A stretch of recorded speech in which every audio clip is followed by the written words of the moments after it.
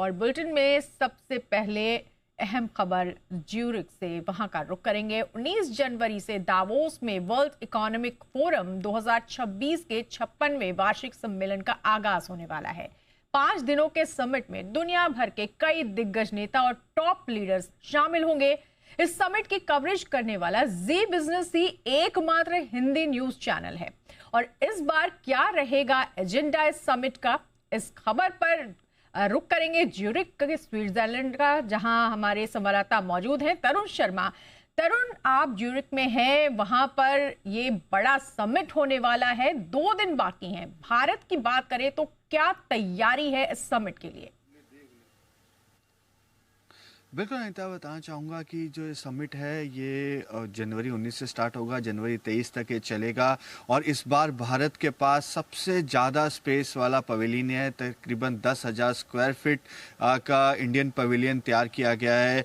3 केंद्रीय मंत्री यहाँ पर आ रहे हैं, अश्विनी वैष्णव, प्रहलाद जोशी और civil aviation minister K M. Naidu. और इसके साथ साथ 10 से ज़्यादा राज्यों के मुख्यमंत्री और डिप्टी चीफ मिनिस्टर्स आ रहे हैं। लेकिन मैं अपने दर्शकों को बताना चाहूँगा कि जो कल वर्ल्ड इकोनॉमिक फोरम की जो इकोनॉमिक सर्वे रिपोर्ट आई है, उसमें भारत के लिए काफ़ी कुछ पॉजिटिव बोला गया है। बताया गया है कि साउथ एशिया ही ऐसी जोन रहेगा जिसमें 2026 के अंदर एक ग्रोथ देखी जा सकती है। जो एडवांस इकोनॉमीज हैं उसमें कहीं ना कहीं एक स्लो डाउन देखने को मिलेगा। और सबसे ज़्यादा इसमें इस पूरे सर्वे में जो बात की गई है वो भारत को लेकर की गई है, भारत की मैन्युफैक्चरिंग को लेकर की गई है, भारत की जो एआई पे जो काम हो रहा है उसकी चर्चा की गई है। साथ ही ये बताया गया है कि किस तरीके से solar energy, wind energy, hydrogen पे भारत के अंदर काम हो रहा है। एक अच्छी इन्वेस्टमेंट डेस्टिनेशन भारत बनता जा रहा है। और जो हमारी भी यहाँ पे लोगों से बात हुई, उनका ये मानना है कि भारत चाइना +1 तो तैयार हो चुका है। अब ये देखना है कि निवेश कितनी तेजी से और कितना जल्दी वहां पे किया जा सके। इसके साथ साथ भारत के रिलेटेड कई सारे सेशंस भी यहाँ पे जनवरी 19 से जनवरी 23 के बीच में रखे गए हैं। ऐसा पहली बार हो रहा है कि भारत सेंट्रिक जो सेशंस हैं वो वर्ल्ड इकोनॉमिक फोरम के अंदर रखे जा रहे हैं। इसी वजह से आप ये देखेंगे कि भारत से तकरीबन 100 से ज़्यादा कॉरपोरेट्स जो हैं वो इन 5 दिनों में यहाँ दावोस पहुँच रहे हैं। और मैं अपने दर्शकों को ये भी बताना चाहूँगा कि जी बिजनेस एक ऐसा हिंदी न्यूज़ चैनल है जो दावोस से सीधी रिपोर्टिंग करेगा और अपने दर्शकों को पल पल की खबर यहाँ से सीधे जी बिजनेस के माध्यम से भारत पहुँचाएगा। बिल्कुल तरुण, आप ज्यूरिख में हैं और 19 जनवरी से ये इकोनॉमिक फोरम शुरू होने वाला है। आपने बताया कि वहां पर कौन कौन पहुंच रहे हैं। जानना चाहेंगे क्योंकि पूरी दुनिया के कई देश जियोपॉलिटिकल कंडीशन की वजह से आर्थिक मंदी के शिकार हैं। कई देश की हालत खस्ता हो चुकी है, तस्वीरें हमने देखी हैं दुनिया में कैसी हैं। लेकिन भारत आर्थिक मोर्चे पे बेहतरीन कर रहा है, सर्वश्रेष्ठ स्थिति है अभी हमारे देश की। ऐसे में इस बार इस फोरम में भारत की क्या छवि होगी और पूरी दुनिया इसे किस नजरिए से देख रही है?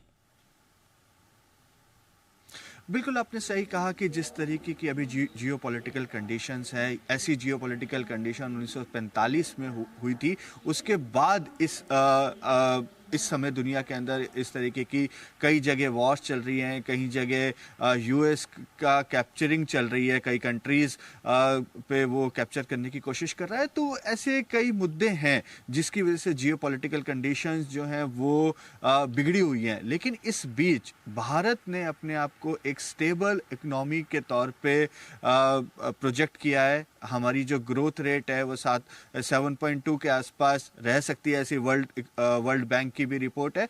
तो ये एक पॉजिटिव साइन है और इसी पॉजिटिव साइन को वर्ल्ड इकोनॉमिक फोरम के अंदर भारत प्रोजेक्ट करेगा। इसी वजह से जो भारत के स्ट्रेंथ्स हैं, उन स्ट्रेंथ को देखते हुए ही भारत की तरफ से जो डेलीगेशन भेजा जा रहा है, उन स्ट्रेंथ को मद्देनजर रखते हुए ही भेजा जा रहा है। देखिए आप अश्विनी वैष्णव आ रहे हैं जो इंफॉर्मेशन टेक्नोलॉजी और रेलवे दोनों को के मंत्री हैं। यहाँ पर वो बता पाएंगे कि किस तरीके से डिजिटल पब्लिक इंफ्रास्ट्रक्चर पे भारत काम कर रहा है। और ये डिजिटल पब्लिक इंफ्रास्ट्रक्चर जो है वो बाकी दुनिया के बाकी देश भी यूज़ कर सकते हैं। किस तरीके से हम यूपीआई के जरिए कुछ ही सेकंड्स के अंदर अपने पैसे को ट्रांसफर कर सकते हैं, ये हमारे लिए अब कॉमन चीज़ हो गई है।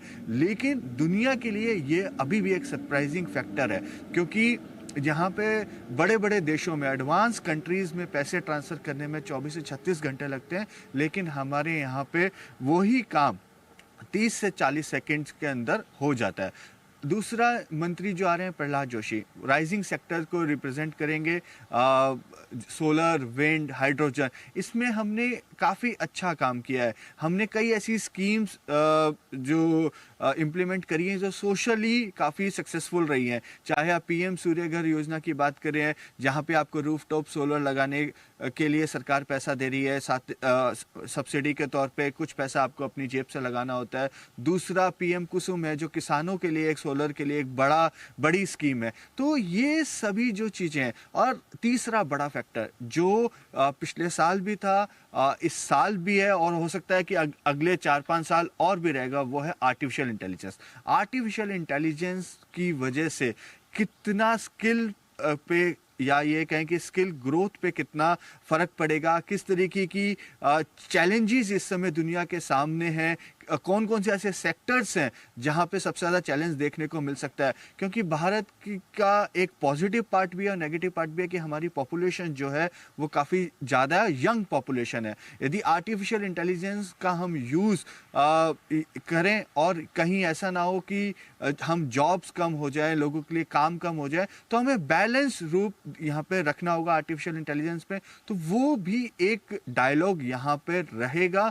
जैसे कि हमने पिछली बार भी देखा था, एक बज़वर्ड जो था वो आर्टिफिशियल इंटेलिजेंस था, और इस बार भी जो बज़वर्ड है वो आर्टिफिशियल इंटेलिजेंस है। और इसके साथ साथ जो वर्ल्ड इकोनॉमिक फोरम की जो सर्वे रिपोर्ट आई है, उसमें भी उन्होंने कहा है कि अगले 10 सालों के अंदर आर्टिफिशियल इंटेलिजेंस की वजह से 50% के लगभग जो जॉब्स हैं वो ख़त्म हो सकती है। तो एक बड़ा रिस्क है, और हमारे जैसे देश के लिए तो और बढ़ जाता है जब हमारे पास इतना यूथ जो है वो तैयार है, वो नौकरियां चाहता है, लेकिन टेक्नोलॉजी के शिफ्ट की वजह से इस पे बड़ा असर आ सकता है। तो इस तरह के जो डायलॉग्स हैं, उससे एक आइडिया निकल कर आता है कि कैसे हम अपनी बैलेंस रुख रखें।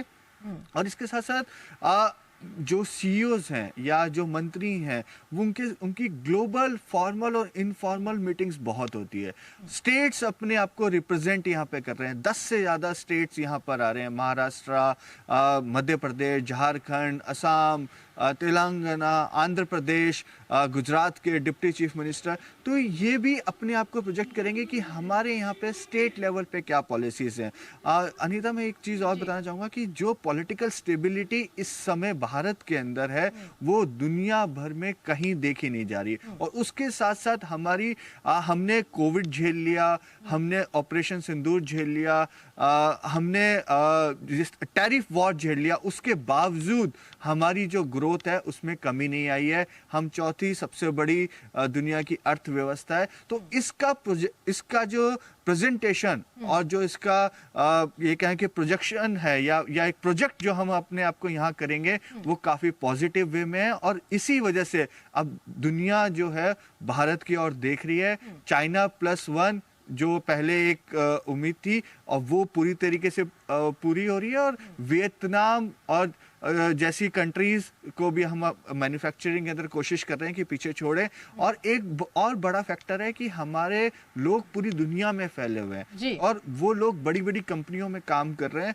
जिसका एक नरेशन या एक कहें कि जो ट्रस्ट फैक्टर है वो कहीं ना कहीं बढ़ता हुआ भारत की तरफ दिखाई दे रहा है। तो ये सभी मुद्दे, ये सभी पॉजिटिव चीजें इन 5 दिनों में भारत वर्ल्ड इकोनॉमिक फोरम में दिखाएगा। और इसी वजह से 10 सीएम, 3 केंद्रीय मंत्री और साथ ही NSA head Ajit Doval Davos 19 जनवरी को पहुंच रहे हैं। बिल्कुल, तो कई ऐसे एजेंडे हैं जिस पर भारत की पूरी तैयारी है, और कई ऐसे क्षेत्र हैं जहां पर भारत का प्रदर्शन सर्वश्रेष्ठ रहा है, जिस पर पूरी दुनिया की इस बार इकोनॉमिक फोरम में नजर रहेगी। बहुत शुक्रिया तरुण तमाम जानकारी के लिए।